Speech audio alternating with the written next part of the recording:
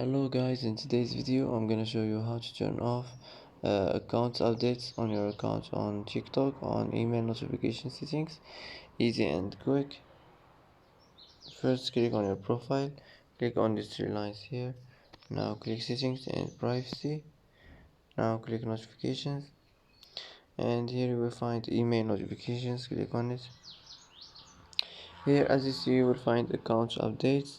Just click like this and it will be turned off. And that's it for today. And that's it for today's video.